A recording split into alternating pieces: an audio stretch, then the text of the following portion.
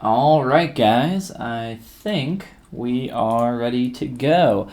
This is just something I was working on earlier today, just doing a little quick sketch, and I think we're going to do another kind of little quick sketch in this vein, something simple, something quick, something fun, that gives me an opportunity to answer some questions and just kind of chill out. I don't think we're going to do anything super serious today, but like I said, do a little sketch. I have an idea for what I want to do next, but it's not a crazy solid idea, but I think if you guys have any suggestions and stuff we can do.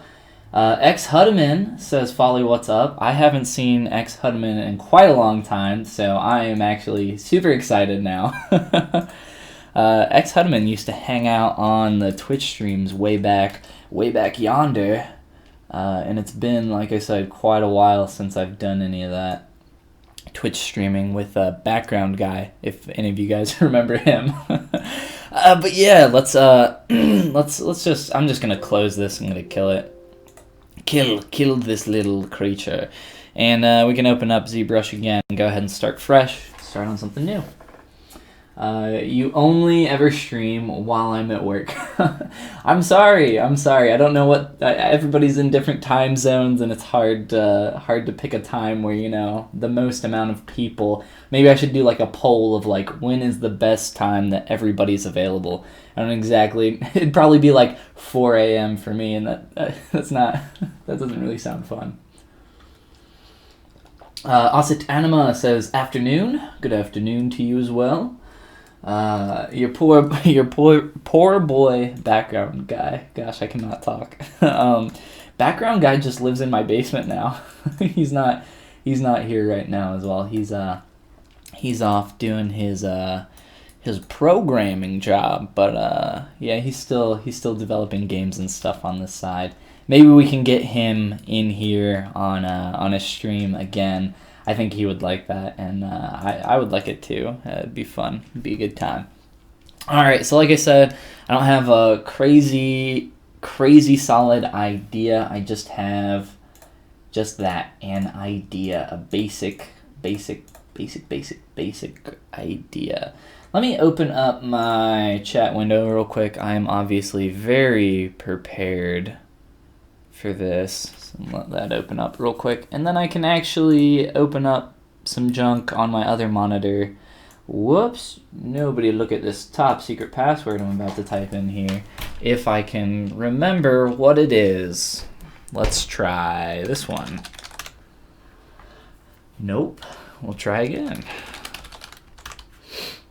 Nope. Oh no.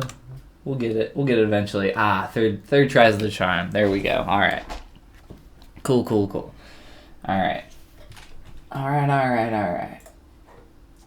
Brandon's hanging out. Background boy's okay. Dry bones, Brandon says. We could do a dry bones.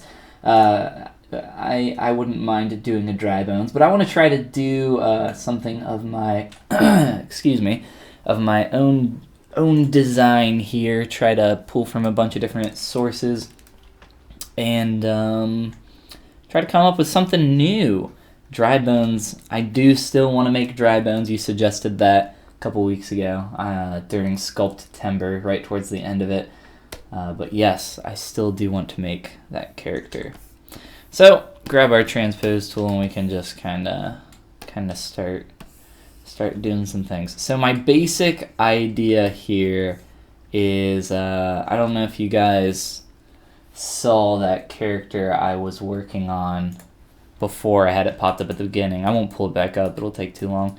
But now I want to try to make a giant swollen bear.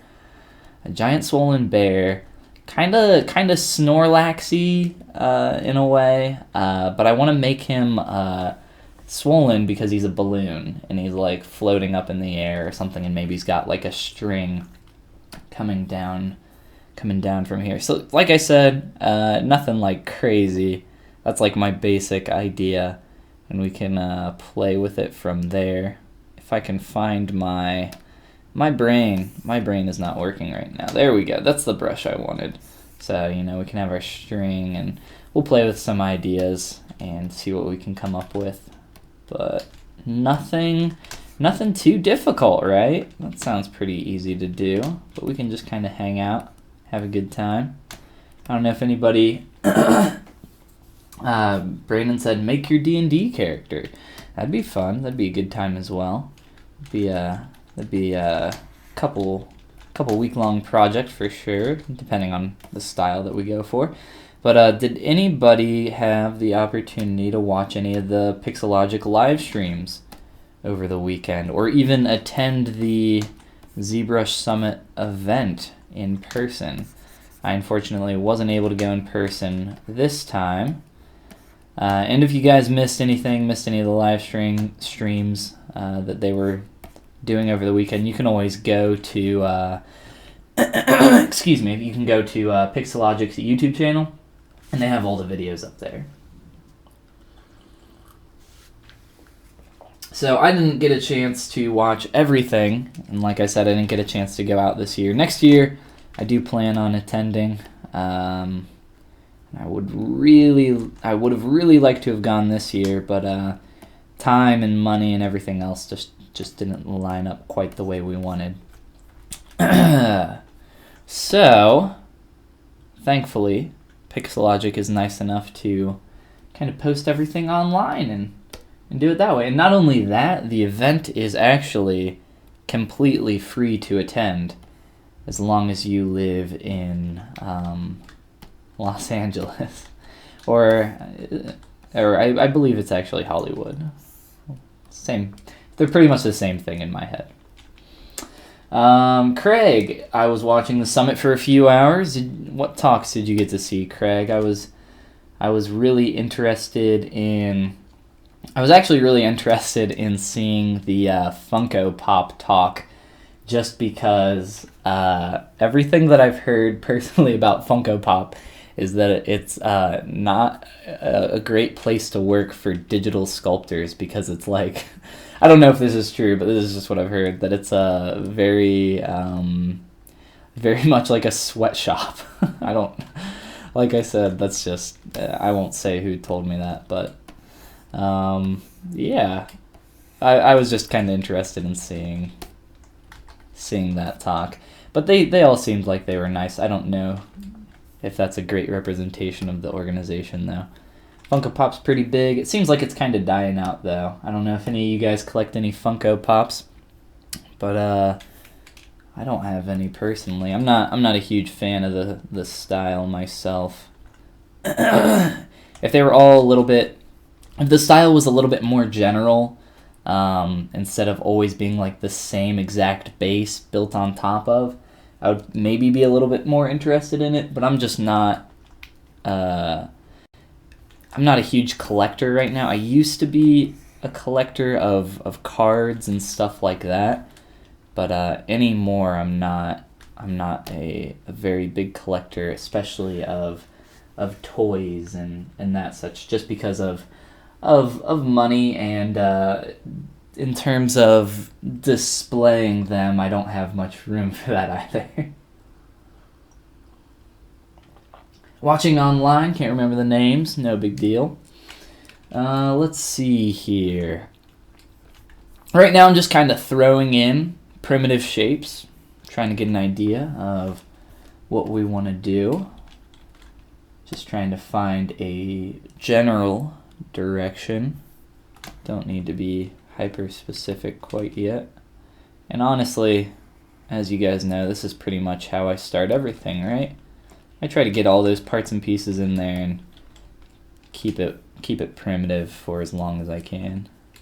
So nothing really new. Like I said, today's stream is kind of just a chill stream. Hang out, answer some cues, play some ZBrush, our favorite game.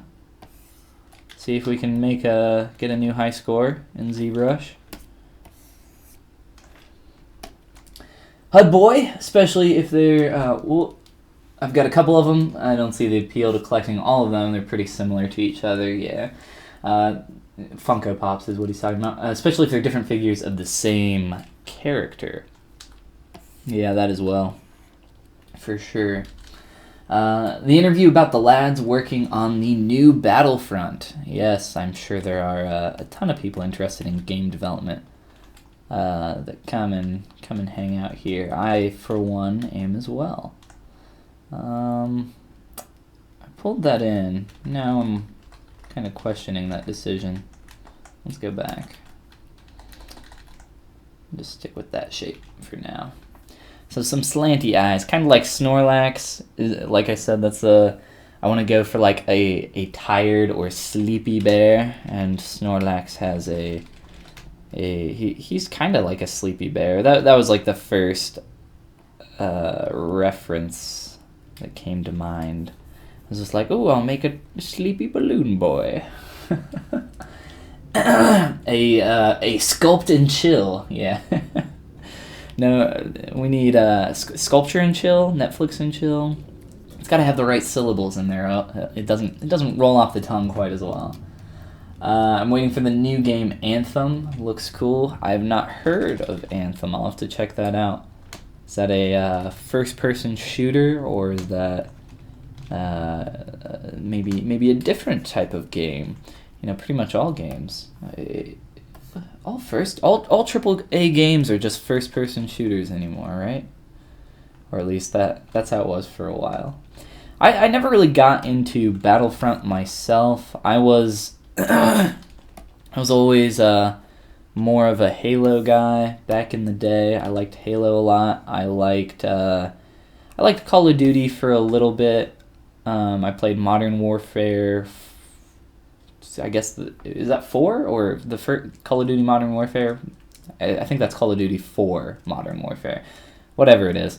That's the one I played. Other than that, though, I haven't really played too many first-person shooters. Way back in the day, I used to play Black Hawk Down on PlayStation 2 with my neighbor, and that was kind of our game that we played. We used to cheat really bad, so we would have a CRTV, and you could get a sniper rifle that would kill in one shot, no matter where you hit someone, and the sniper always shot at the direct center of the screen, even when you were unscoped.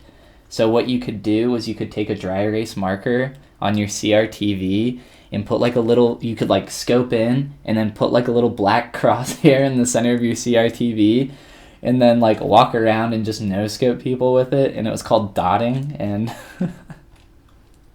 oh man, I guess it was kind of cheating, but it was still really fun to do. We had a lot of fun with that game. That game was good. Do you even ZBrush and chill? Obviously, that's like my full-time career, right? ZBrush and chill. Do you even ZBrush, bro? We can think of some more fun ZBrush puns down the road.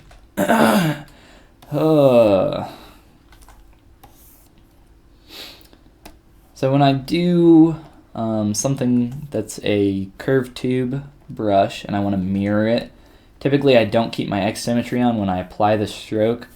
You get a lot of weird interactions across the symmetry plane when you do that, so I'll just draw it with symmetry off and then mirror and weld after the fact, and that seems to kind of do a bit better job with not letting the stroke freak out around those areas. Okay, we're getting a nice derpy face going on here. Let's do a quick Dynamesh. Try to soften this a little bit, just a tad. You bought parts to build a new computer just so I can use ZBrush to my heart's content. That's awesome. ZBrush doesn't really require much. Literally, ZBrush runs off of RAM and then your CPU about once every, I don't know, few minutes whenever you Dynamesh, or there's a couple other operations that use like ZRemesher and Dynamesh are the two main ones that will use your CPU, but for the most part it's just RAM. And how much RAM do I think I have 64 gigs in my computer right now. And that's basically just for good old ZBrush back when I was working on some larger projects that were getting around like 120 to 150 million polys around there. Like ZBrush starts to really freak out, and having that extra RAM really helps.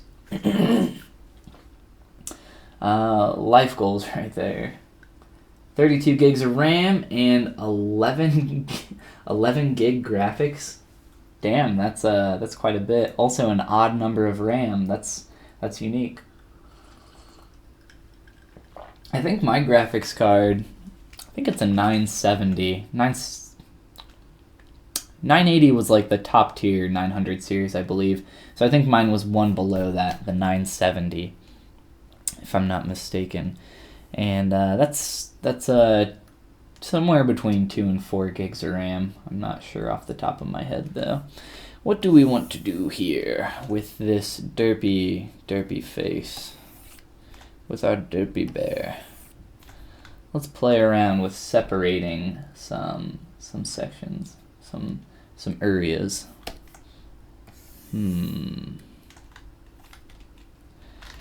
Mask lasso is a great blockout mask tool. If you guys don't use that very often, I would recommend it. It's my favorite mask tool personally. Typically I'll start with like a mask lasso like I did, and then if I want to refine the mask, I'll go in with my mask pen here, the standard mask tool, and start just kind of playing around with this, making adjustments. You can also Control-Alt-Click if I want to sharpen up that mask, get some more hard, sharp lines in here, and press Control-W. That's going to split those into 2 separate poly groups. And then what I would like to do is just kind of select one here and perform a split hidden operation. And then I'm going to remesh these 2 pieces and kind of get a really clean line separating those. We'll see how that goes. So just take this and this, just so I can see a little bit better. And we can try Dynamesh first. That should probably be just fine. Yep. Asus ROG Strix GTX 1080 Ti 11G gaming. Dang, that's a long name for a graphics card. You got your PCIe 3.0. Wow, I think that's been around for a while. I don't think that's anything to write home about. Cool, man. Well, I hope you get that computer build exactly where you want it. I built my machine 3 or 4 years ago, and then I upgraded it just in the last year. And I had a major crash occur after I got my new Cintiq here, and that was no fun. Had to do. Luckily, I have like a crap ton of hard drives, and my OS drive was the only one that got corrupted. So I didn't lose any files or anything like that, but I did have to, go through the whole process of reinstalling literally everything. So you guys know how that is. That's a pain, especially when you're not expecting it. But when are you ever expecting something like that to happen? ZRemesh 1K. We can do. This isn't quite as smooth as I want. You can play around with this shape up top a little bit more. Let's do a 1K ZRemesh on that top piece as well. This almost like, so obviously I said bare balloon, and we're talking about essentially round shapes. So if we can try to incorporate some round shapes into everything else, I think that would be ideal. I'm trying to do some smaller style character design projects, because honestly, we all know that character designer, that's a job in and of itself, right? And that's why it exists as a job in and of itself. Concept design, that's like its own thing. Uh-oh, got some holes here. So I'm trying to get better at just designing characters in general. And what better way to do that than to practice with some smaller scale... something almost flew in my mouth. Some smaller scale projects here. I don't know if that was like a fuzz ball floating in the air magically drifting towards my lips, or if that was like a gnat or something. Either way, I don't want to eat it. It scared me a little bit, I won't lie. Cool, well, he's looking just fantastic. 500 gig solid state drive and a 4 terabyte 8 hard disk. I have never owned a computer that I've purchased other than a laptop. When I was younger, my dad and I used to, well, my dad used to be really into building computers, and he helped me build my first computer. He built it. I don't even remember how old I was. Probably around 10, maybe, when I got like my own computer. And I remember we used to play a game called Descent all the time. I don't know if you guys are familiar with that. It's like an old space game. It's really cool. Me, my dad, and my sister used to play that when we were younger. But yes, like I said, every computer I've had up to this point, sub a laptop, which doesn't really count in my opinion, has been built by me and or somebody else, namely my father. Getting a hard bubbled out edge right there. I wanted to get rid of that. We kind of got the same thing going on there. You can see it better from the side if I go over there. It's important if you guys are just kind of new to ZBrush. You're probably going to be using this if you're just opening up ZBrush for the first time. Pro tip, don't, period, ever. Unless you kind of know what the purpose of this material is, which is for kind of pointing out turns and concavities and convexities in your surface. And if that's not specifically what you're looking for, I would recommend staying away from that material. Try to use like the basic material, or even go on Gumroad and grab my Follygon material. That's what I use. It's my 2 clay materials down here. I like both of them. I've played around with both of them a bunch. But the basic material, in all honesty, is great as well. And if you're working for a little while, I would recommend just switching your material every once in a while. Try to get a little bit of a new perspective. Even changing the color, which is why I have my clay-colored version of this, as well as my B&W black and white clay version. So just changing your material every once in a while can be very helpful. So keep that in mind. Aubrey says, don't use what? Sorry, I was referring to the matte cap red wax material. Don't use that material unless you kind of know what you're looking for, which again would be just kind of turns in your surface, or if you're looking maybe for some pinched verts. I saw one in the back of my head back here. Where was it? Somewhere around there. So this material makes it pretty easy to see deformations in your surface if you're trying to get a really clean, smooth surface or something like that. But again, if that's not what you're looking for, I wouldn't recommend playing with it unless you know what you're doing. Hello, Polygon. Very close. Hello, Polygons, I guess you could say. But my name's Ben. You don't have to call me Follygon. In all honesty, it's a little bit weird when that happens. I don't mind though, but at this point I've kind of gotten used to it. But yeah, feel free to call me whatever. You can call me Hey You if you want. So I'm kind of trying to play a little bit with some sleepy eyes here, going a little bit from thick to thin now. Just using my move brush with back face masking. We can try to play around with that a little bit. Just kind of play with the shapes that we're getting here. Try to keep them really clean. That's my goal right now. It's pretty much always my goal, though. I'm just going to Z-remesh these at 1K, see what these edges do. And I should be able to smooth that out pretty easily. Nice. All right, and on the other side, maybe get a little bit of volume in there. All right, cool. Just playing with that shape a little bit more. Down here, we can add in some extra parts for where this string will be tied around on our beautiful balloon boy. We can just duplicate and add a mesh down there, or we could even just move a sphere down there. Really, there's a million ways to do everything, of course, in ZBrush, so whatever your preference is. Man, my throat is not feeling it today. I have no idea what I'm doing. Life is weird. Can I call you polygon or triangle? Triangle, okay, tries. Tries it is.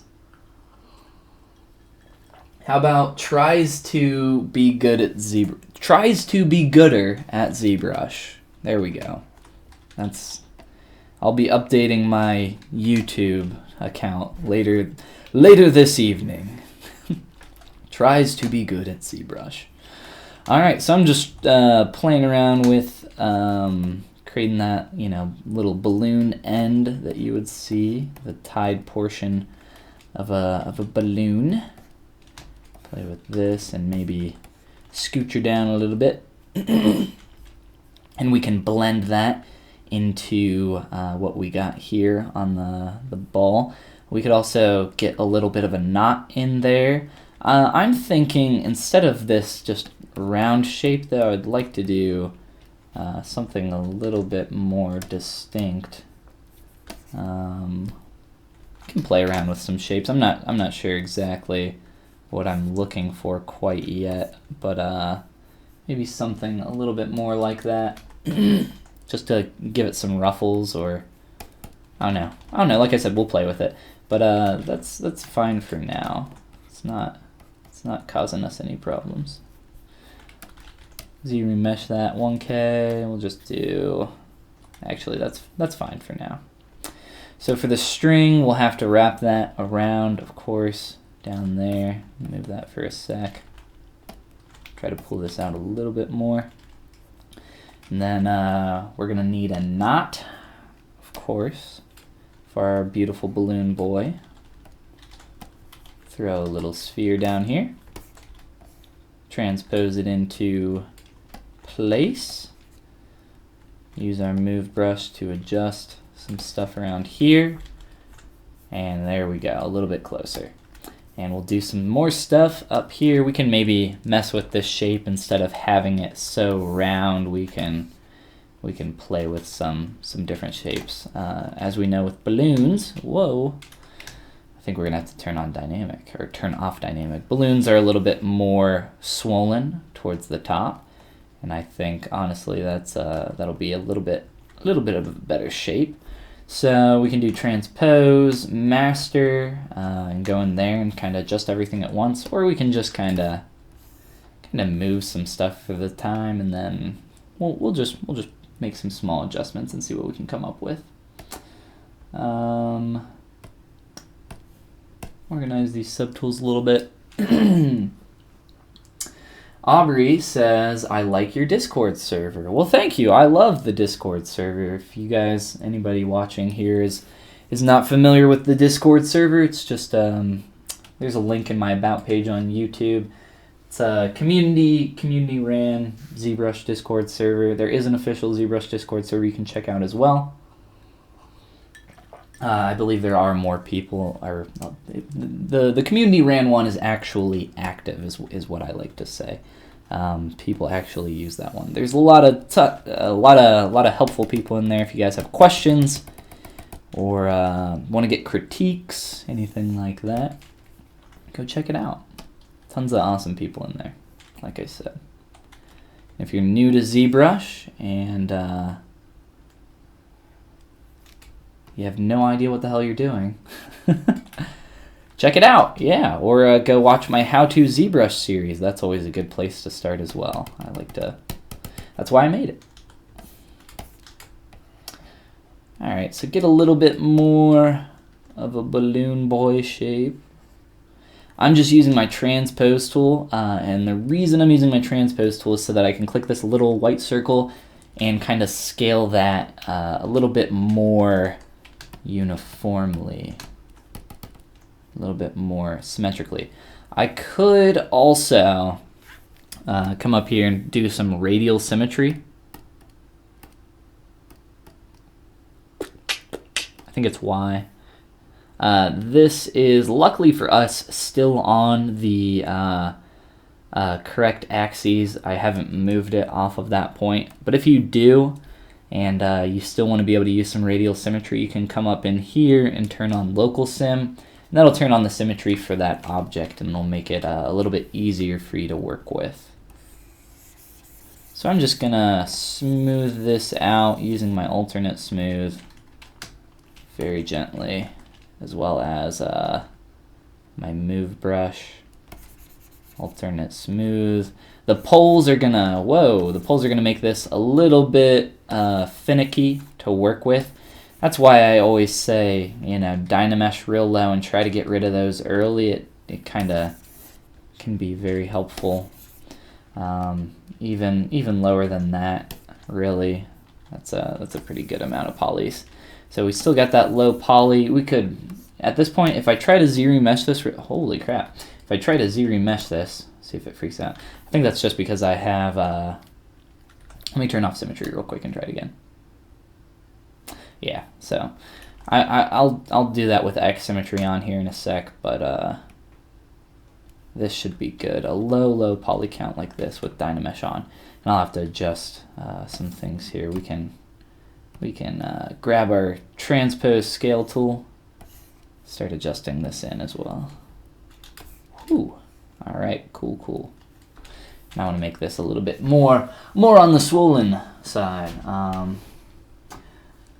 Careful, there are weirdos in there in the ZBrush Discord.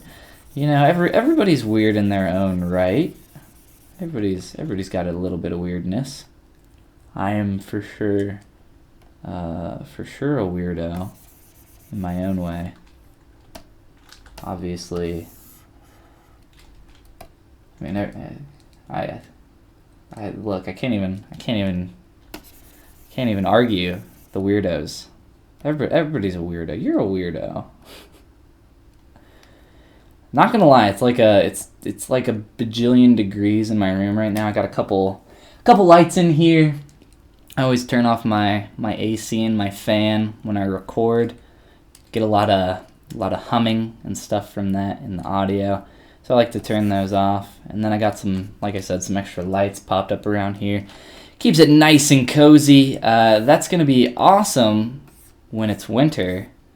Hopefully. Hopefully it's awesome when it's winter. But for the most part right now, it's like just killing me. But luckily we're pretty close here in fall, getting closer to Halloween, which is going to be exciting. Minus I'm going to have to, you know, spend all night passing out candy for my little chitlins around the street. I don't really like this shape as much as I thought I would for our balloon bear boy. So I want to, I don't know what I want to do. I want to play around with some more shapes and see what I can find. But yeah, Halloween's coming up. It's gonna be fun. It's gonna be a good time. If anybody's going to any Halloween parties, I'm going to one actually pretty soon, and I don't have a costume. So if anybody has an idea for a cheap and simple Halloween costume, let me know. HUD boys heading out, no worries. I'm just I'm glad that you got to come and hang out for once in a while. It's rare that the HUD boy, our most favorite HUD boy, gets to come play ZBrush with us. But thanks for coming, man. Hope to see you again soon. Try to be more active in Discord and have some more time on your hands. It's not about having more time. It's about making more time. But I mean, make time for what you want. But again, thanks for coming, dude. Glad you got to come play ZBrush. And if you got any Halloween ideas you want to shout out before you bounce, that would be lovely as well. You don't have to though. I don't know. Okay, I'm gonna turn off our crappy radial symmetry. I don't want this radial boy anymore. I want to play. I want to be free. I want to be free to make a very just large boy now. Like I said, balloons are like heavier at the top, but who cares? We're trying to design something fun. We can do our own thing. Now if I got X symmetry on, so this is what I was talking about earlier when I was trying to Z-remesh. Now when I remesh this, it's going to be a lot more friendly. And we can even turn on our dynamic subdiv and get an idea what that's going to look like.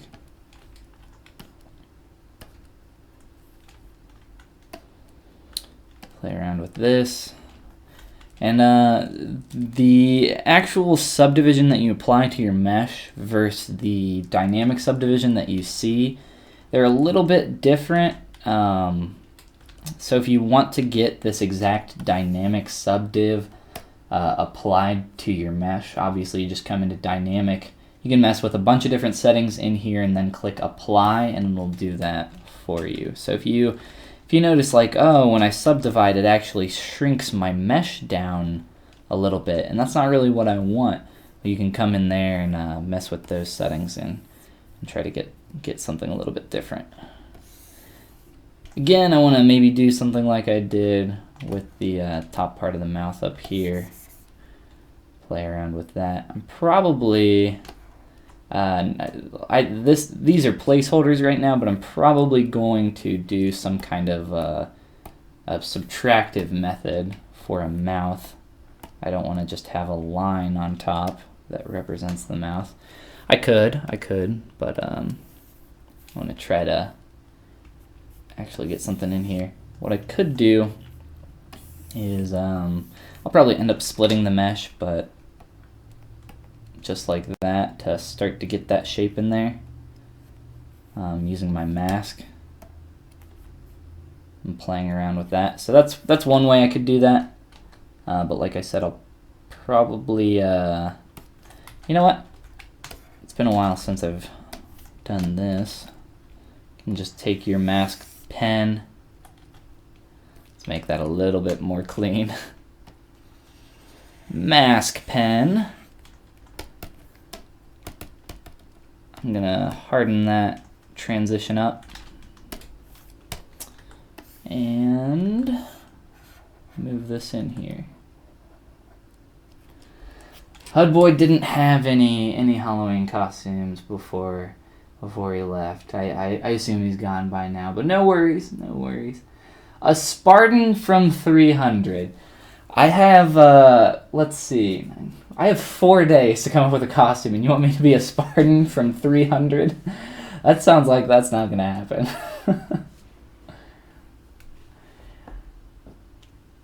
Aw.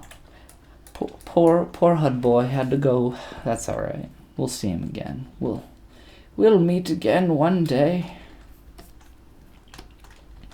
So what I'm doing here is masking off the geometry, pushing it in to get a mouth cavity, and then from there I am going to overlap those two pieces by creating separate polygroups for them and then moving them a little bit together. So we got our lowest subdivision level here that we can adjust down to. And use our move brush and start playing with getting these together. Another way we can help push these lips together is with an inflate brush or just an inflate modifier. Down in the deformation palette, we'll do that here in a sec. And try to, and honestly, for something like this, if we're going to do that, it's going to work at a at a lower subdivision level a lot easier. We'll have to clean this up, but that's what I'm looking for, something like this. Get that geometry to turn a little bit easier so that when I do merge it, it's going to have a really nice shadow going in there. And got to be careful because now it's starting to pull this geometry back out. So I can maybe push that back in, and if I want, turn on lazy mouse, because get a little bit of a more clean stroke. And I went ahead and just re-polygrouped all of that. Makes it a bit easier. I'm going to use move with backface masking, and you'll see it start to come together here.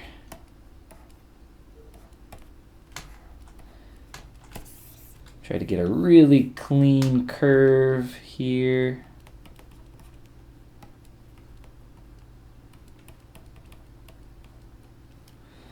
And you can see how it's bulging out there a little bit. I don't know if I like that because it will give a shadow. So if you don't like that, you can always trim it down using one of your trim brushes. Play with it that way. Do it to the top as well.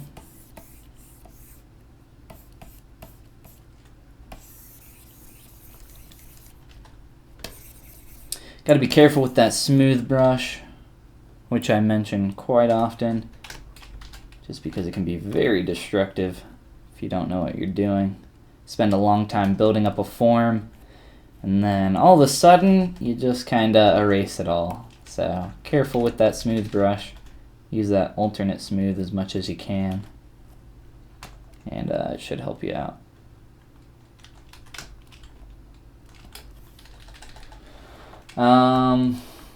Gian, I don't know if I'm saying that correctly, probably not. Where do I download the material you're using? You can get the Follygon matte clay and Follygon black and white clay material from my Gumroad. I think there's a link on my about page of YouTube. I was talking about materials a little bit ago. I was just saying, you're probably good with just the basic material.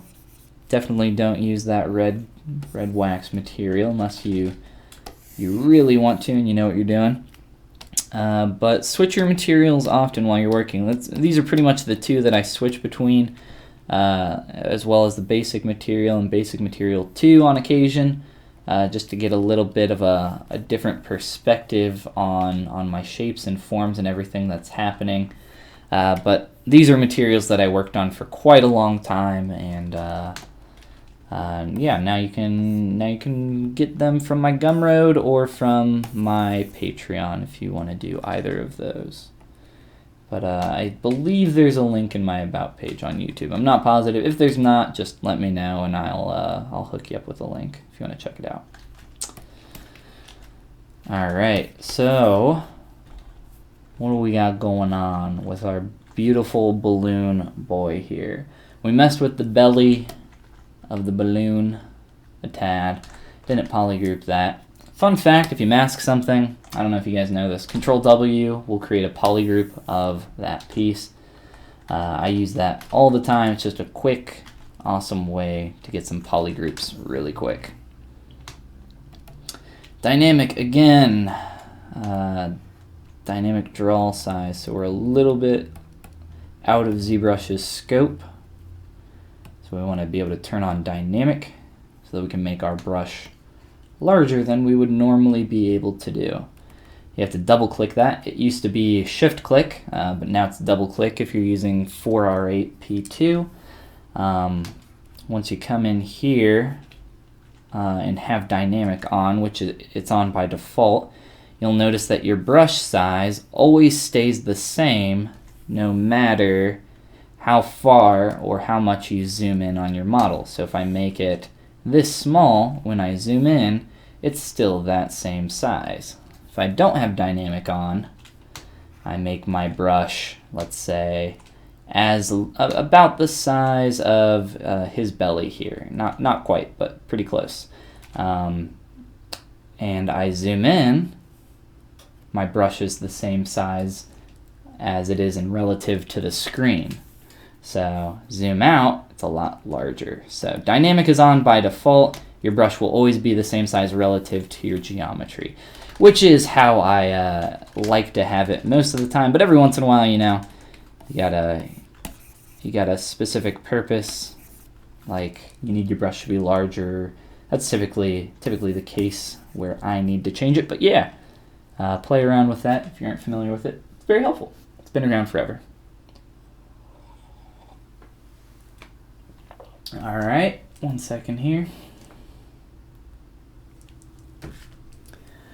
Again, trying to figure out this belly shape. Our idea that we set out with was balloon bear. Playing around with the idea of a balloon bear.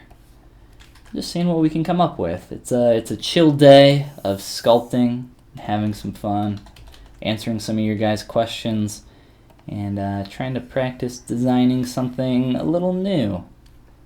Seeing what we can come up with.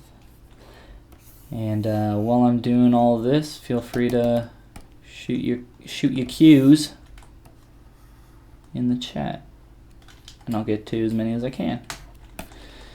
Playing around with these ears, I'm just using a combination of some mask tools to get a little bit of a unique shape here.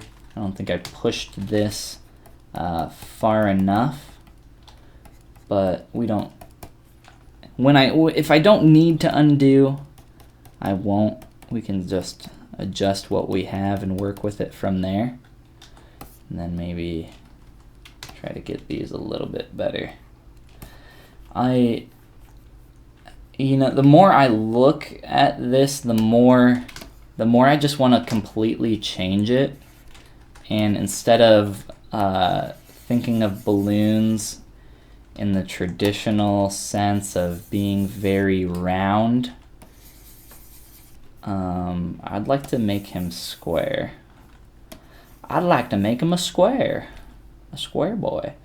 And we can, instead of manually making a cube, we have the technology. We can come down here, go to initialize, and drop those all down and give us a Q cube. And I'm also going to end up changing the shape of his ears, I think, as well as his head, and try to play with this new shape language. I think that'll be something more interesting and more fun than the direction we were going, and make something a little bit more unique. And it doesn't have to be a perfect square, right? We can always come down here and maybe scale some shapes out, or scale some shapes in, or do whatever. But now, as you see here, if I try to subdivide this, it's going to give me a sphere. So what we can do is, in that dynamic subdiv, we should be able to adjust some of these. Let me see. So we can give it one flat subdiv. So that's a pretty close shape to what I was thinking of. So still rounded in a sense, but more blocky. At least for the belly here. Maybe we can play around with the head as well and do something like that. I don't know. I think it's a little bit more, again, a little bit more interesting than just going for a standard loon shape. Balloon, as they say. And then, obviously, if I subdivide, I'm still going to get that. So we got to apply that dynamic subdivision. And it did it for us. It actually gave us 5 subdivisions to get up to that point. Very helpful of it. Very nice. Play around with that. We'll play around with attaching all that stuff later. Let's look at adjusting the head shape into more of a square, more of a cube, more blocky. I don't know if I want to do that manually or if I want to play around with with just reinserting that shape again. I don't know, we can see what we can do. It doesn't have to be perfect. It can be a little bit different. That's already subtracted from that mouthpiece, so no worries there. We'll adjust stuff as we see fit. And we'll probably have to either merge these together and make some drastic changes. We'll have to do something here. I think we're just going to merge them. So merge those together. It's going to make it easier to work with what we're trying to do here with changing the shape. And of course we lose the separation that we created, but that's okay. It's no worries.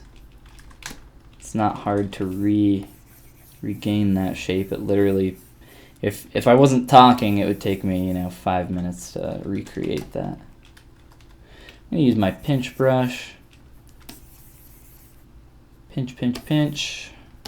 And with the pinch brush, I am going to continue to do this and then remesh, which redistributes my pinched polygons, and then continue to do that again.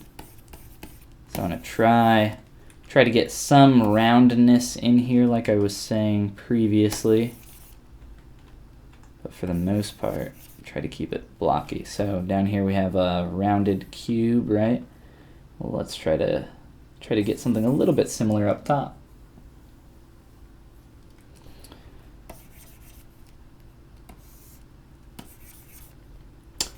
It's important, I think, this is probably something that I learned a little bit recently. It's important not to get too attached to what you work on, no matter how long it takes, in all honesty. You get attached to something and then, oh, I spent 5 hours working on that and I just don't want to redo it. Well, hey, maybe move on to something else. Maybe that project isn't for you. But if something's not working, you gotta light that sucker on fire. you gotta burn it to a crisp. It's not worth continuing to work on something that's just not working visually or from a design standpoint. I like what we got going on here a little bit in terms of shape. We can play around with moving that down there. Eyes as well. Let's delete it. We'll kill our babies, as they say in the art world. Something like that. And we'll repurpose this shape and pull this into here for the head. We can still get some bare aspects in here. When I set out, the idea that we started with was bare balloon, and see where we could go from there. But of course things change with time, so we'll see what we end up with. Might not even be a bear. I still like the bear ears, and I would like to do some blocky bear ears. Maybe a bit wider on the head, keeping that transpose tool perfectly in the middle. You can get some weird interactions there actually with your transpose tool if it's not directly in the middle, or if it's just off center on the opposite side that you're trying to push your geometry. You can get some really weird stuff going on, and if you do, one way that you can kind of remedy that, turn off your symmetry with the X key, click that white circle, and then it's perfectly in the middle, and you can go from there and mess with your shapes and adjusting all that. But yes, that is something that I use quite often. All right, now we can think about our little grizzle bear ears. Let's just say F it and do the exact same thing. Come on down here. I can't have subdivisions if I initialize my shape, so I have to get rid of those. No worries. And just come on in here. And just like that, we can get the basic shape, and then we'll create that inset again on there. Aubrey says hello. Hello, Aubrey, again, I believe.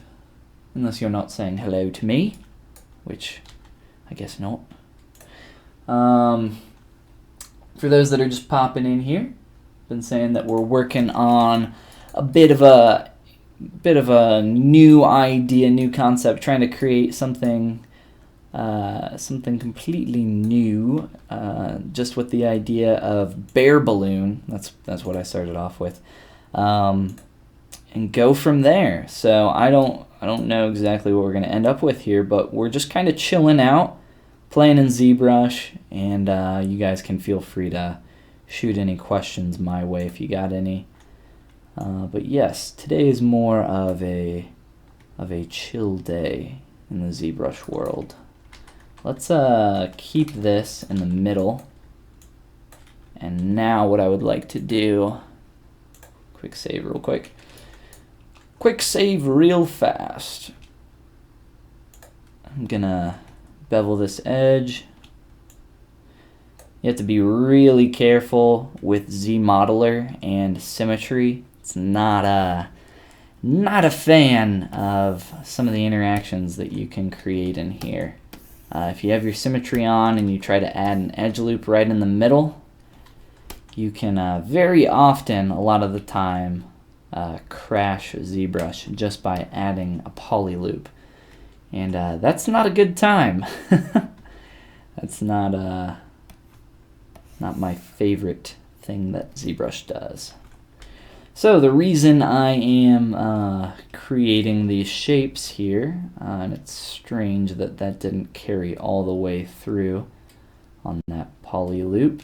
Let's see, figured that would happen. Let's undo here. So insert poly loop, we do want that. Don't know why it's trying to wrap around all of that there. That's a little bit annoying. There we go. So ZBrush can be a little bit weird here with that stuff, but just try to bear with it. Try to bear it. All right, so here we go. This is what I was trying to get to. QMesh, and then we can just kind of pop in this face here, essentially deleting it. Not to that point though. We do, okay, no, sorry. That looks pretty similar to my background color. Depending on the angle that I have this, it started to blend in and look like it was deleted. We'll turn on double just to make sure we don't get fooled again. And then I'm going to pull this shape just like that and do the same thing on the back side. Mask out those edges, pull those in, and let's do some quick creasing. Just gonna do a crease on a few of these edges to get a nice hard transition.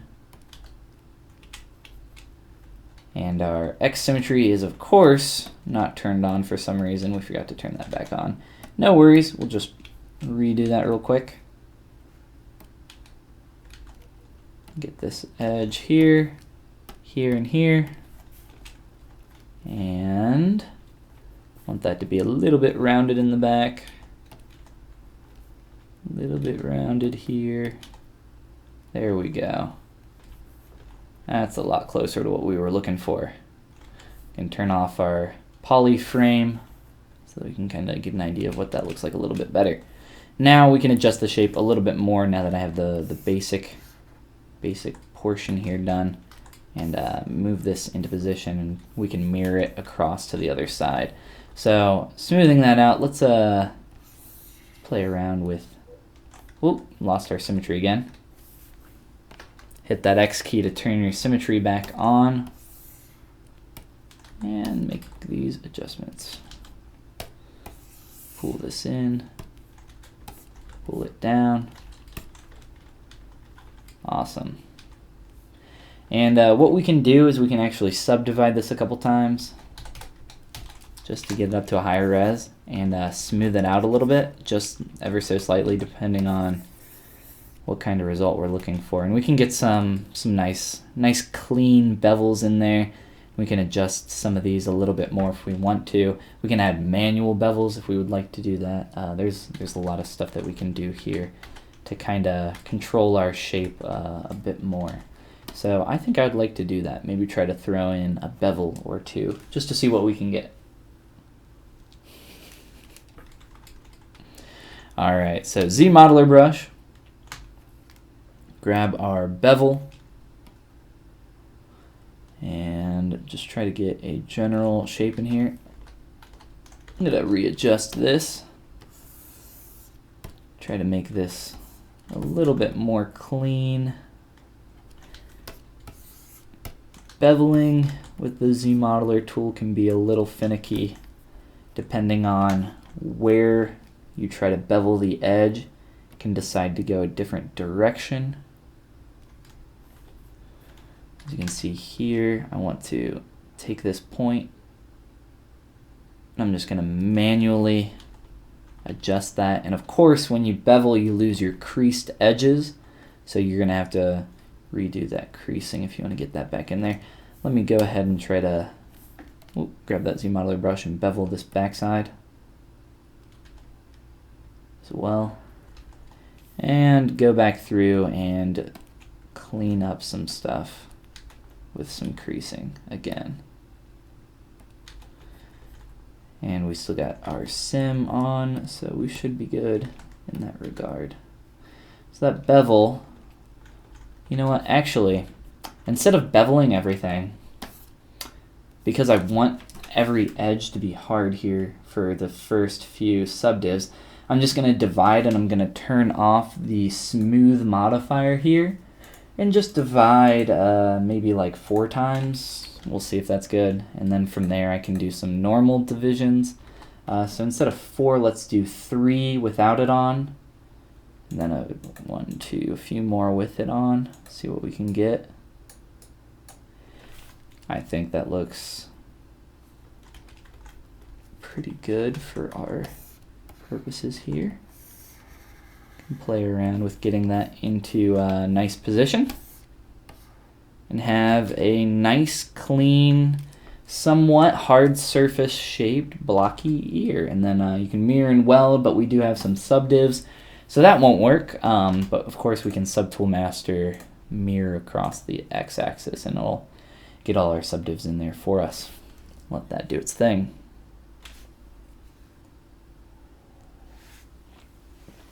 All right, and when you do that, it does create an extra subtool over here, if you saw that. If you're saving as a project file, which you shouldn't be, it will save a lot of extra subtools in here. You're gonna have a bunch of subtools lining up in this top row. You should have more than 3 rows of subtools. That's not good. So if you're coming over here and going up to File, Save As, just stop. Just stop doing that. What you should be doing is going over to Tool and clicking Save As and saving your tool, saving your Z tool. It'll save all of your parts and pieces in here. The only thing it won't save is your undo history.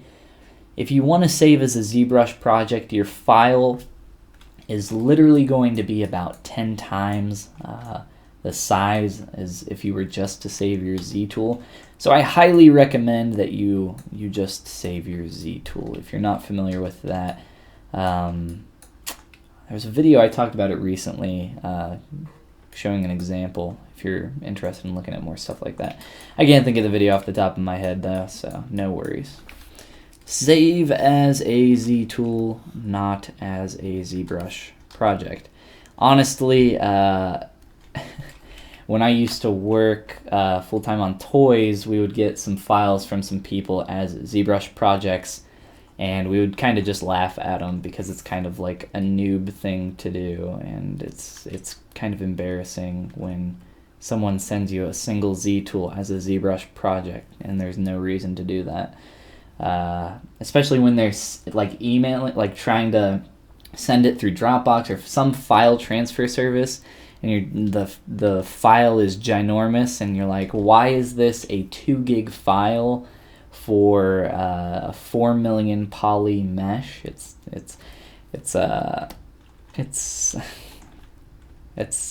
I don't know. I don't know what it is. It's embarrassing, I guess. I thought it was embarrassing at the time. But yeah, keep those Z tools, guys. Z tools are where it's at. Yeah, clear those extra tools out. That's what I like to do. The refresh button up here, or restore config, I just call it refresh. That doesn't actually delete them. You will have to come in here and manually click delete all through your subtools if you're still wanting to clean up your project file. But yeah, that's one way that you can. That's one way that you can do that. All right. For our bear boy, what do we want to do? What are we feeling? I was thinking about doing some kind of muzzle, some kind of schnoz. I don't know. Actually, what am I doing? Why am I... I'm so used to always just inserting a sphere. It's kind of my go-to. But let's insert... Let that quick save. Insert a cube. What? Yes. Even though the geometry is absolute garbage on this thing, at least we can work with it. One thing that's great about the transpose tool, one of many, is that it snaps to vertices. It's great for creating very specific rotation points from a specific vertice, or creating a pivot, or just scaling from one vertice to another perfectly. Transpose tool is dope. I like the new Gizmo tool, but I am a fan of the old school transpose faux show. Alright, so Grizzly Boy,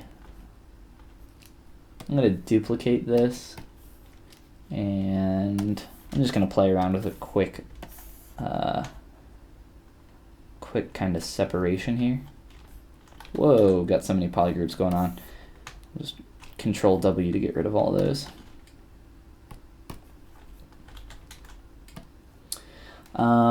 So yes, I'm trying to get a little bit of a material separation here.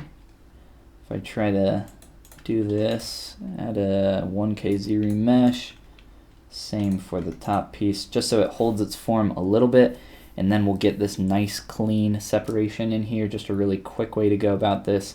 I did the same thing with the sphere earlier and then reworked it, but this is such a clean shape, it shouldn't really require much of that. Real quick, undo.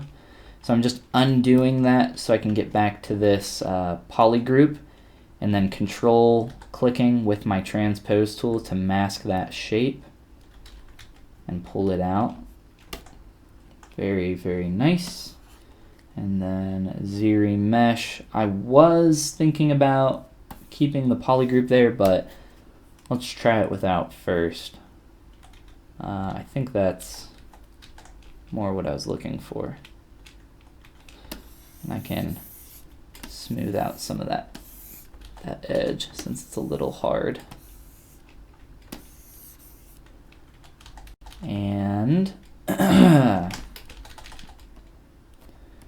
of pull this shape with my move brush just a little. I want to keep it as close to that boxy shape that we had there previously. All right, cool.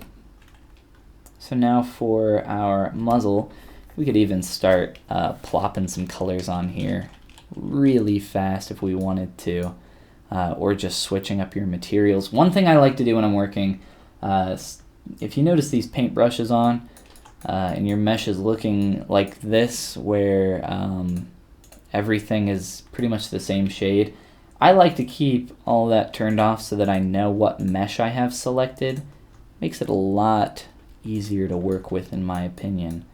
I don't know if there was a point in time where I wasn't aware of that interaction there, but yes, I find that to be extremely helpful. All right, now for this schnoz. I'm just gonna duplicate. I just have dynamic smooth turned on here, so I don't have any subdivisions really. We can move a nose to the top of the schnoz, something like that, you know, play around with it.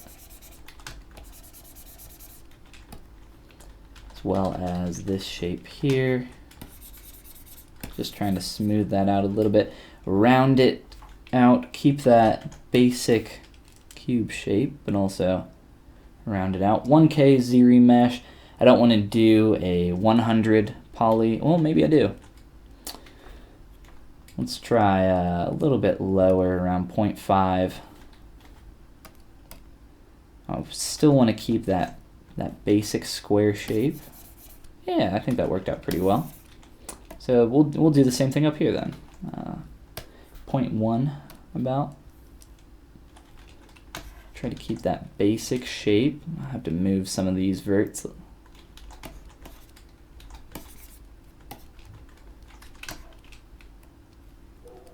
Trying to be careful that I can not mess with this so much that it loses that primitive shape there. So this, I want to get kind of a clean line of that going back. So what I'm going to use is my move brush and backface masking. And I think I'm just going to try to pull this like that. All right, let's try to mask this off. And instead of the move brush, I'll just use my transpose tool and do that. That'll work out pretty well for what we need. And then just a quick Dynamesh to redistribute polys, maybe a little bit higher resolution, since that was obviously not anywhere near enough. And back down to that ZBrush. So the reason I Dynameshed first there, before I did the ZBrush, it might not be obvious, but I wanted to redistribute those polygons, and we'll step back here so you can see. This is really stretched in here, and ZBrush can do a somewhat good job, but if there's some pinching going on or anything like that, typically it's just a better practice to Dynamesh first and try to clean that up as much as you can that way. So we can play around with, you know, what we got going on here visually for perspective. Perspective is by default set to an angle of 50. I believe the angle of view is equivalent to your focal length. So 50 is about what you would use for a portrait, I believe. I'm not a photographer though. Someone can correct me in the comments. I'll use anywhere from 30 to 50 and sometimes up to like 70 and sometimes 100 if I want to go that high, but for the most part the default of around 30 to 50 works pretty well. All right, now for the mouth. So we got the schnoz, right? And the part of the schnoz is also the mouth. I like to turn off, the reason I have perspective off is so that if I do something like this where I want to do a slice from the side, perspective isn't going to screw that up on the opposite side of that. So doing a clean slice down the middle, and come in here, close some holes, and figure out what we want to do with our mouth, how we want to. I mean, honestly, we could really just get a clean cut right in the middle. We could do something like that. I don't know. Play around with it. The perspective deformation depends on the size of the model. I like to keep everything around that base 2 units or as close as I can to around like 10 to I don't know, 10 or 15 units. And if you don't know what I mean by units, we're talking about your transpose measurement up there, 4 units. The size of this shape here is about 3.5 units cubed.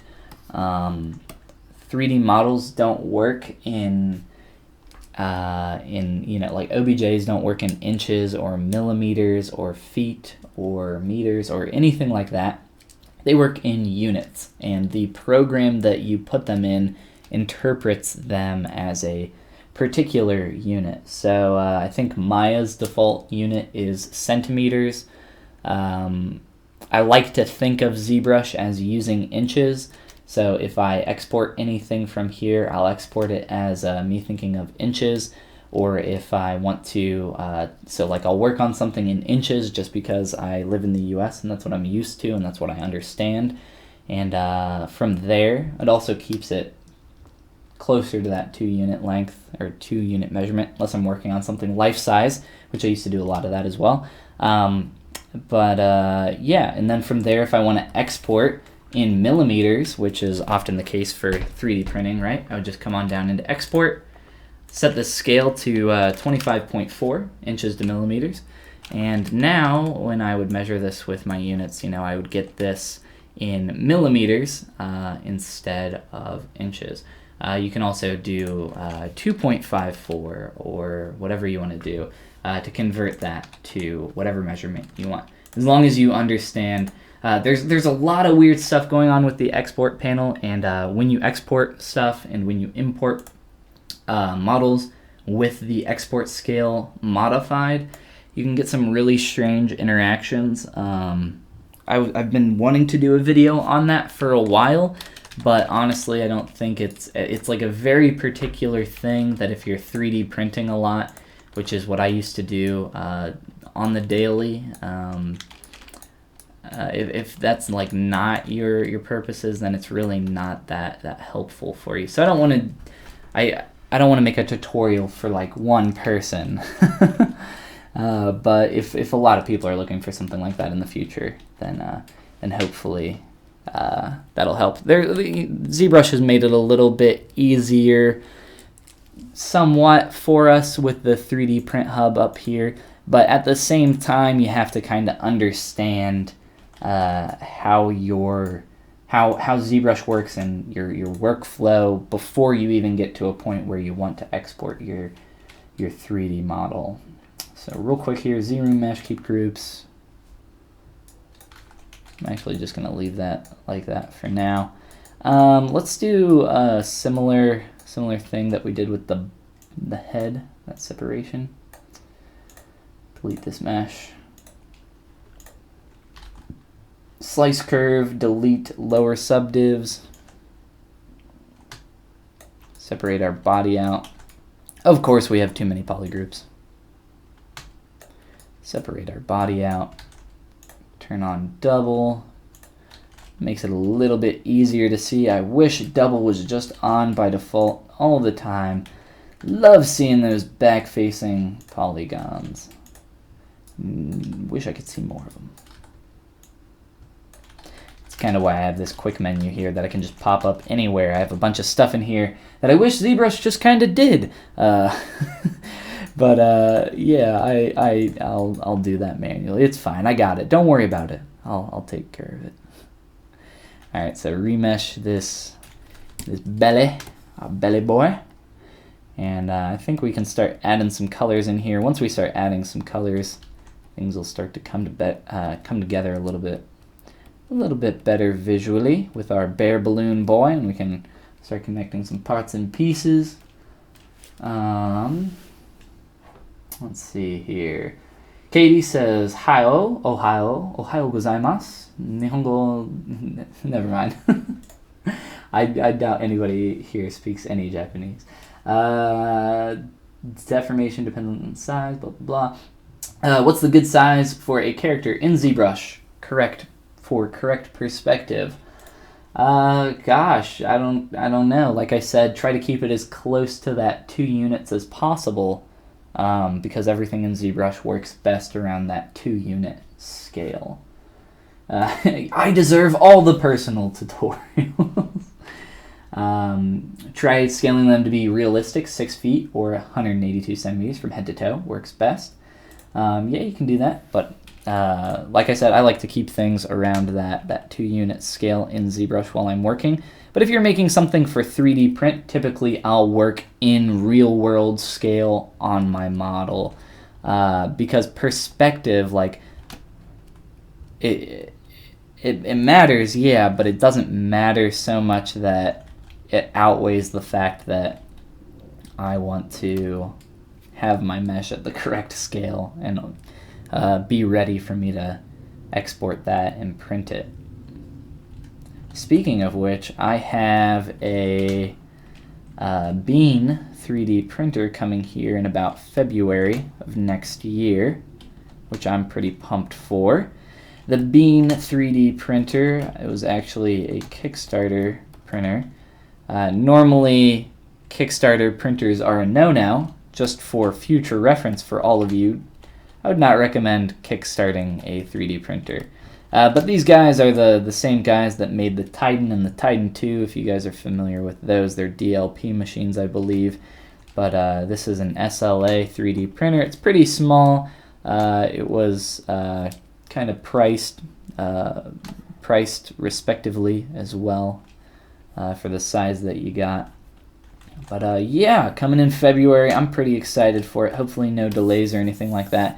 Like I said, the people that made the Titan and Titan 2 are pretty trustworthy, and I've seen what they've done in the past, and they've had multiple successful Kickstarters, so I felt pretty confident supporting them, especially since I want an SLA printer so bad. I no longer have access to one. I used to have access to 4 SLA machine, or I'm sorry, 2 SLA machines and 4 FDM machines on a daily basis. One of which was a meter-cubed bed, the 3DP. It's a shit printer though. It sucks. The best printer FDM-wise that I've ever used is the Fusion F306. I don't know if you guys are familiar with that printer, or if you guys are even interested in 3D printing at all, but that's one of the best printers that I've ever used in terms of extrusion plastic printing. It's an FDM. Yes, awesome machine. Let's I don't want to combine those tools, so instead I'm going to be a transpose boy and mask off and just slide them up real quick. Our bear balloon's so adorable. He's going to be so cute, guys. Okay. We need to come up with a name for our bear balloon. I was thinking just Bear Loon. I don't know. Maybe we can come up with something a little bit better than a crappy pun. I think there's a subtool mismatch here. Or maybe not. I think I have an extra subtool for that mouth. That is garbage. We can delete that. And... no, I guess that was strange. We do still have some arms we could throw on our beautiful bear boy. But you know what? Let's just call him our beautiful bear boy, and that'll be it. That'll be his name. I think that's appropriate. I feel like our eyes that we kind of placeholdered in here are now looking more and more like eyebrows. And maybe that's just the angle of them. I want to get them to look more like eyes, more like tired, sleepy bear boy eyes. We can play with those. Let's plop some color on this guy real quick. MRGB, I'm just using my standard brush, Skin Shade 4. We'll just come in here and grab some brown town, and find a brown that we like. Fill object. And of course we can modify this. I'd like to probably have to manually paint in there to get the color change, but we'll try something like this. Some kind of color difference. I don't like that brown. We'll change it. We'll change all this. Get something a little bit more cream color, desaturated. Let's try, not quite that light. I want you to be a little bit lighter. What I'm doing here is I'm using my RGB intensity and then clicking fill object. So essentially this is saying fill this with 14% of this color. And I can use that to do a bunch of different colors. So maybe saturate that a little bit more and then find a color that I like a bit more that way. That's one way that you can kind of play around with that. We could also do, you know, like a completely unnatural color if we wanted to. But we can play around with that stuff. I'm just going to go ahead and fill in a color on everything here just so we can have things heading in a direction. Fill object. And also your arrow keys can be used to navigate your subtools, which can be quite helpful. All right. Beautiful Bearloon. Our eyes, if these are going to be eyes, they might end up being eyebrows. I don't know. I think now that they're black, they look a little bit more like eyes. He kind of looks mousy from a distance. Get that distance read. Let's see here. You have a Monoprice Mini Select Fusion Deposit, or Fusion, is it Fusion Deposit? FDM? Fusion Deposit something? I think that's right. It was great for $200 for a 3D printer. I'm not familiar with the Mini Select. I've never tried it out. But for $200 for an FDM machine, that sounds pretty nice, yeah.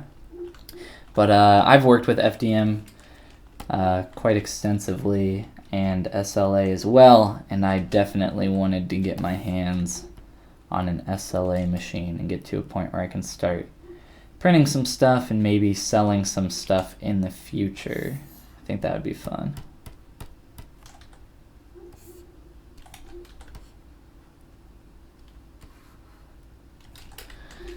All right, Mr. Bearloon. What do we want to do for your armies? For your sleevey armies. Let's not do any hands. Let's just derpify him even more. My contact right now, my contact lens is like freaking out on me. Not fun. Let's insert a sphere. Blasphemy! No spheres allowed on this guy. He's all cubes. Insert a sphere. Use our move brush with AccuCurve to pull down a little bit of a claw shape that we can try to get on here. And then try to duplicate that across this. So let's see. So remember what I said before about the transpose tool being able to snap to pivot points. Here's an example of exactly that. So I'm snapping to that point, and then I'm going to duplicate this and use that pivot point to rotate my mesh. And then I'll duplicate again and rotate some more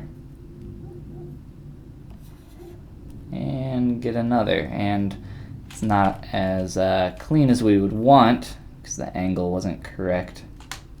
It wasn't perfectly straight there for that center piece. That's no worries, we can adjust nice and quick.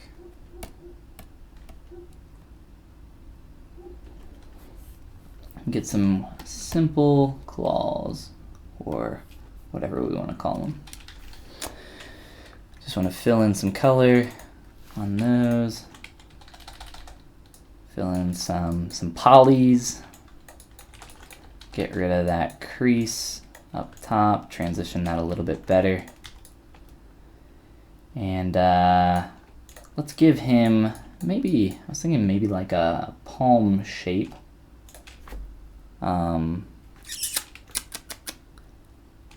Similar to what we got going on with the belly.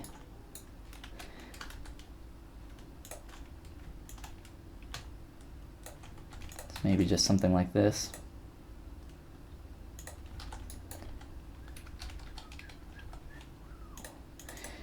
Obviously, close holes is not our friend.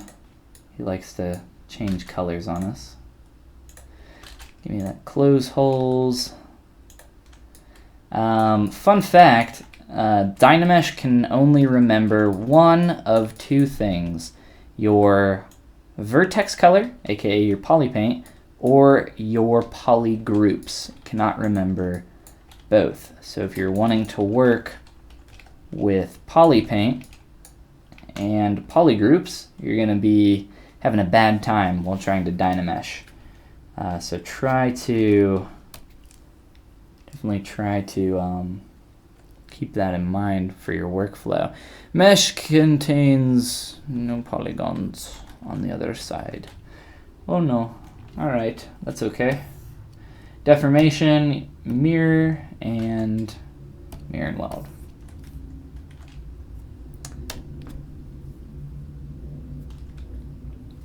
Oh, you know what? That didn't carry across as well. Deformation, mirror, and mirror and weld.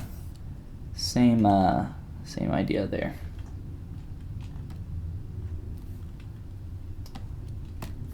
And we can fill that color in.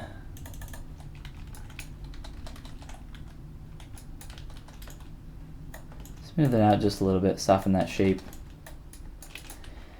And I'm just gonna inflate it and play around with this hand a little bit. So for people that are just popping in here, let me see real quick, let me check on, blup. Awesome. So for people just popping in here, more of just a chill day of making something a little bit more fun. We're working on our bear loon is what we're calling it right now. Our beautiful bear child, our beautiful bear boy. Just kind of playing around, having a good time. If you guys got any questions for the new people that I just saw plopping in, feel free to throw them in the chat, and I'll try to answer as many as I can, as best as I can. And we can keep playing around here. Playing around with our beautiful bear boy. I'm going to call him, I think Timmy is a pretty good name. Timmy the Bear Loon. He just seems like a Timmy to me.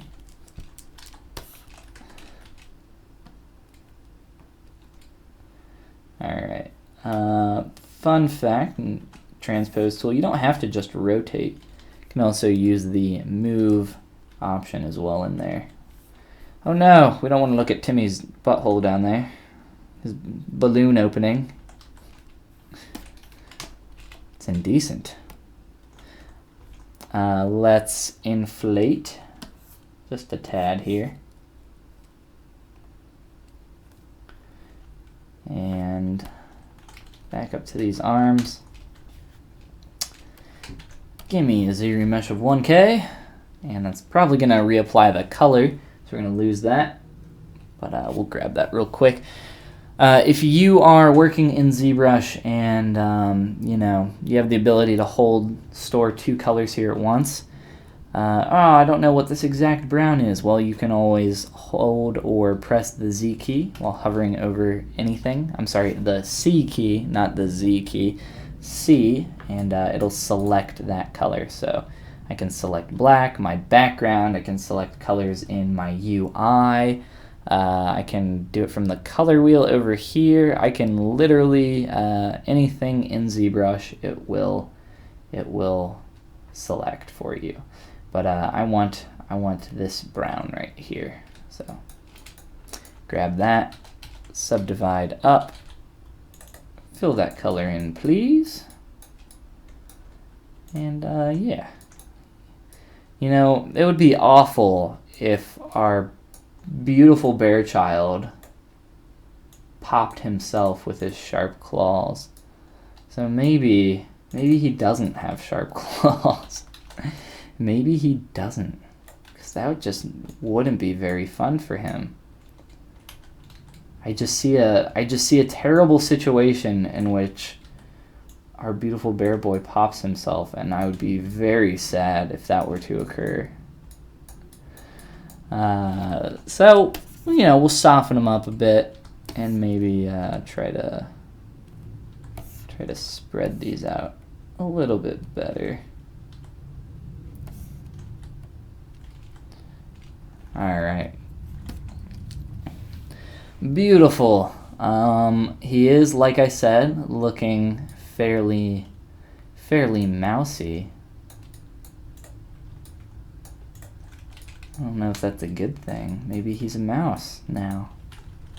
We can do some stuff to try to make him look a little bit more bearish, I guess is the word. Let's see here. I have some poly groups in here still, so it makes it nice for selecting with my transpose tool, and then I can just fill a color. And then I can select this one as well, just fill that color in. But I don't want the rest of this, so let's try to select that, Control-Shift clicking it, transpose tool, click and drag, and now I just have that selected. Now I should just be able to fill in that area. Awesome. So we didn't even have to hand paint it. We still had our poly groups in there. Oh no, but they didn't go across. That's fine. We will delete our subdivs so that we can mirror and weld, and then we can reconstruct those subdivisions back. Nice and quick. Very straightforward process. Somewhat. ZBrush is a little goofy. Okie doke. Now our beautiful bear boy is looking a little mousy in terms of balloon animal shapes. Let's we'll make you white for now. Maybe do something a little bit more ribbon-like for our string. I kind of just threw this in as a placeholder, but it wouldn't be too hard to do a curved tubes brush. Pretty much just come down here, just like that, and turn our Z intensity down, and that's gonna flatten out our stroke. And then from there, what I would actually like to do, go up into Brush, Modifiers, I believe it's under here, Brush Modifiers, and set this to 4. And that'll get rid of all those extra polygons. So now it's only a 4-sided shape. And I'll just manually delete any extra subdivisions I don't want. But yes, now we have a flat shape, and I can get some twisting on there and everything else. So we can mask, and I want to scale in here. Scale in and connect to here. I'm gonna add something that makes it look like it's wrapping around that. But then I got too many polys in here, too many edge loops. I'm just going to manually go through and delete every couple edge loops.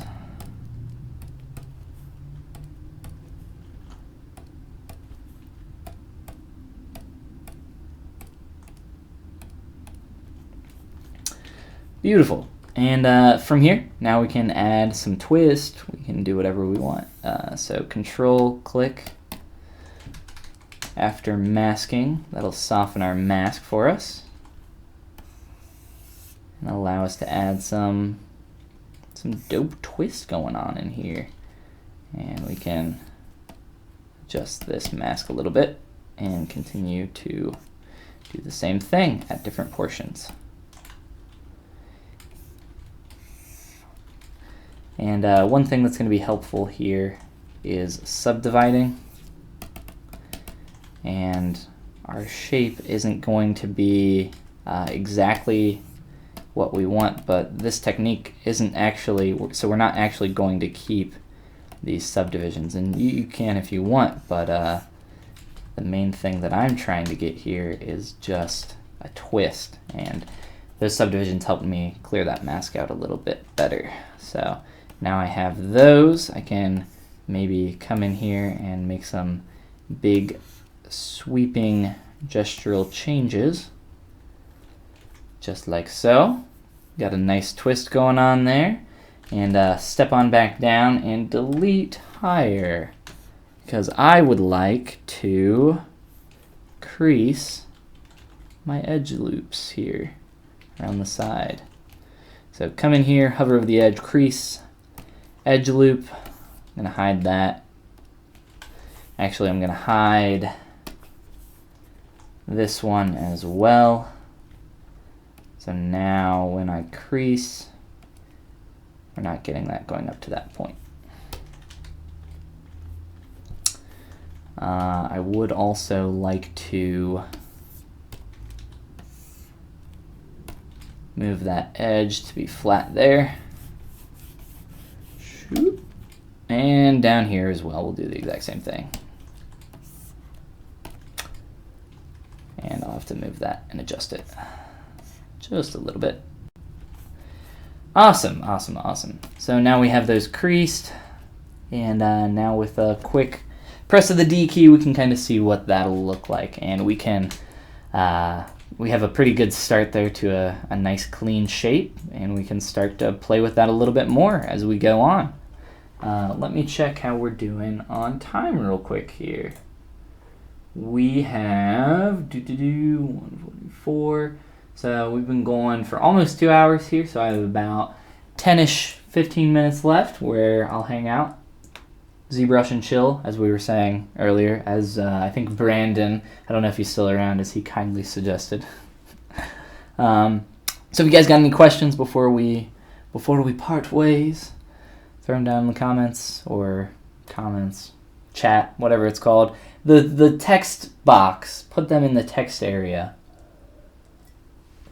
And dude, I just noticed some grody floaters in my water. I got that from my filtered system, yet I'm not seeing filtered water.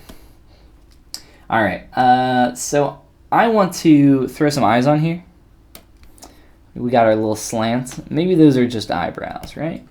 I was thinking maybe some like sleepy eye slits, like Brock from Pokemon. But maybe we can try something like this. Some toy plastic black, so they're reflective. Subdivide them, plop them in. Now we have some eyes.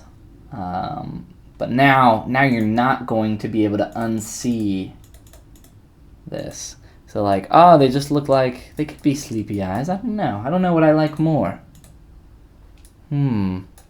It's so tough to decide.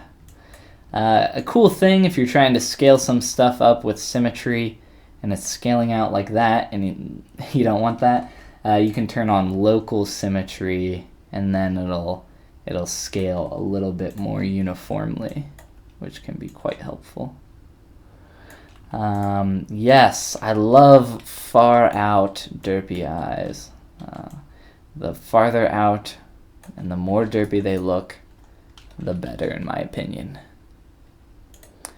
Maybe we want... No, we don't. Play around with some angles here. Maybe he's just very, very grumpy. You just woke him up from a nap, and now he's just... Grumpy bears are, you know, a mouse wouldn't be grumpy, but a bear would be. So we don't want him to look very mousy. Can even play around with, maybe he just looks better as a little cube balloon boy without arms. Doesn't have to have arms. But yeah, we can play around with them a little bit more here. I wanted to play around with this sphere was just a placeholder. I was gonna do like a knot down here. Try to tie the digital knot, as they say. I haven't sculpted a knot in quite a while.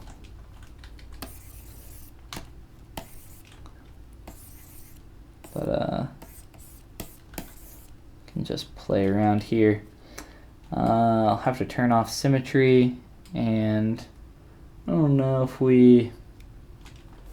Man, this thing is looking derp. Derpy derp. Let's move this and adjust it a little bit.